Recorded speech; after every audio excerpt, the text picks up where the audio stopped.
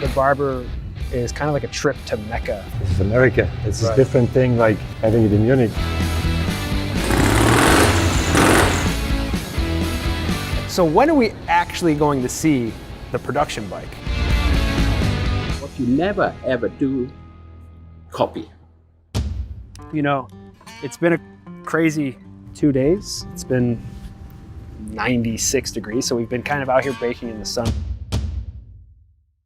You know, there's a lot happening here in the past couple of days.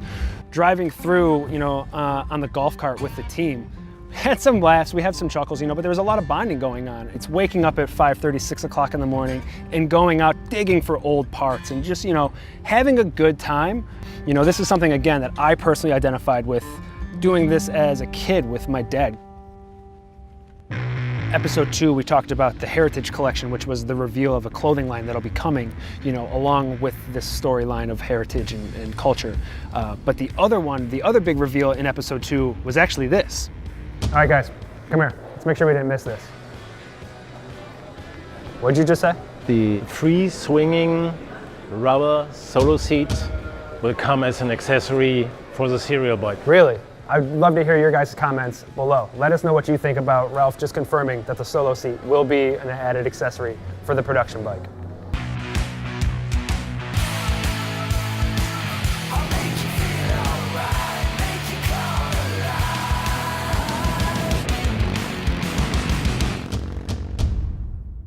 Our 13-person golf cart that we've had, I think this is the most appropriate place to do kind of a recap of what we've captured here. We started our day kind of yesterday at the museum.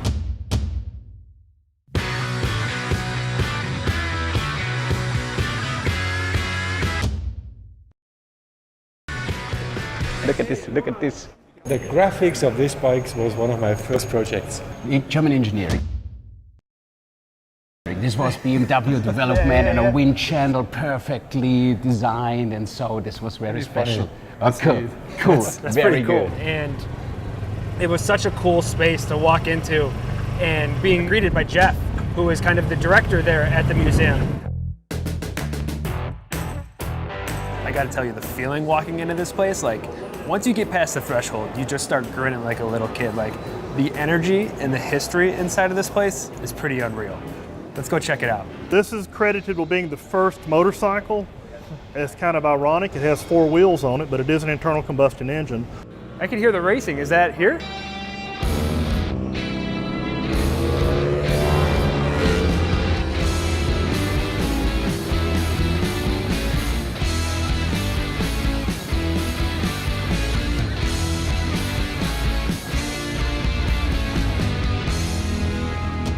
We have seen the Esta bikes down there. R18 and concept. for us, it's very interesting to see the reactions of people here, of course, because this is America. It's a different thing like having it in Munich.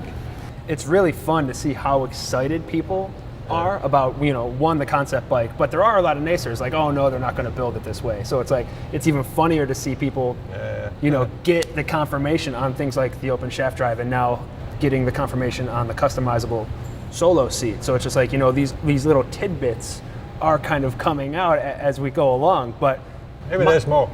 I hope there's more. So that leads me to my next question though. So when are we actually going to see the production bike? And as always, I'm not allowed to talk about future bikes and all this kind of thing. But what I can say is, I mean, you know what? I'm gonna invite you to EICMA. So I guess we're going to Milan. EICMA. We're going to Milan. See you in Milan. Deal.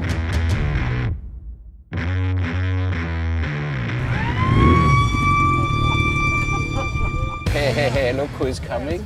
Dirk. Hey. Hey. Hey, Dirk. This guy's traveled all the way from Germany to be here, you know, to see this show, to be part of this culture. He's by far one of the most notable BMW customizers building bikes like the 2 Phantom bikes, but watching them talk about the R18 concept and his eyes just kind of lighting up and getting super excited, you know that this guy's just jonesing to get his hands on one of those bikes and, you know, and build one himself. Leave it to the Germans to find a BMW and then start tuning it.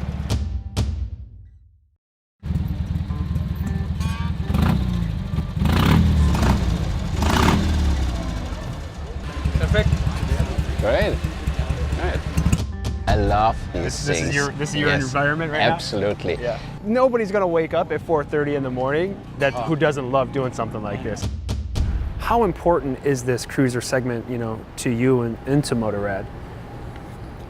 I mean, personally, I love cruisers. Yeah. The word cruiser, what does cruiser mean? We are doing heritage. Yeah, and- That's more BMW. That's more authentic to BMW. These companies with a long tradition, with a Sure. long heritage, they try to pick their own heritage into today's world. Yeah. And this is something what we also do now. We've done so many beautiful motorcycles, and so we grab these ideas and try to transport it into today's world. The market is always driven by the customer, of course. And also these custom bike builders, they give us so much input what we try to grab and get into production, whatever, somehow. And so it was for us absolutely clear to go this way, to be authentic, to be BMW, but still respect the rules of the segment. Yes. What you never ever do, copy. Yeah, no. No Yeah. way. That's just suicide. Yeah. All right, guys, let's head outside and check it out. Getting to meet Nate was really cool. You know, the BMW racer. You know, he was racing a boxer motor. The R9T was really a lifestyle heritage platform, but that's the beauty of this whole amazing motorcycle is that it's an extension of yourself. Watching people's faces stare at the BMW motorcycles and watching them, I said, you know, they need to stop dreaming and start making memories. It's an honor, man. It's an honor. Super. Yeah. Thanks, Nate. Thank you. Walking into the fan zone was a really special place. Getting to see the birdcage, you know, built by Revival. Hot laps. They built a bike and it was awesome. They didn't follow any rules. The story behind the birdcage bike is Motorrad gave Revival in Austin this engine to build. They built a bike around the engine.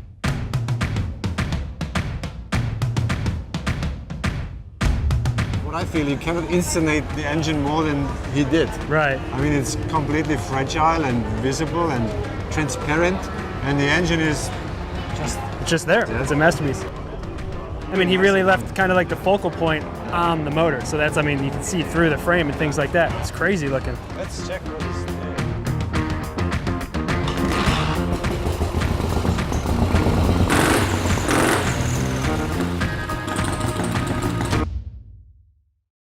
Did you enjoy it? I did. Yeah? Is this yours? Actually, my father's bike. I heard this is yours. It is. This is one of the pieces of my collection. This is a 1928 BMW Model R63. Your race trim. Your collection. Yes, I have a collection. I have a BMW specific museum in Long Island, New York. And are you a BMW enthusiast? I am. Well, you should come and visit me sometime. I'll take you up on that deal. Plenty there. Deal. Terrific. It was really cool to have those conversations just like, you know, we're having a conversation or, you know, we're talking. And, you know, these are big guys. They're the tastemakers. They're creating bikes. They have told the story or created a new story of what motorcycling means to them, and they're building bikes for you and me. And they're motorcycle riders building bikes for motorcycle riders. And I think that's an underlying thing to know, like with heart, soul, and passion kind of at the forefront. Maybe they're not looking so much at the technical numbers. They're building bikes that have an emotional response. All right, so this is the part where we have a call to action. Call to action is we have a newsletter.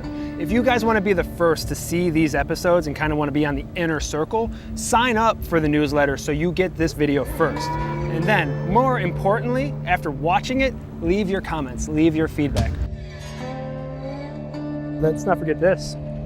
Mom, I made it.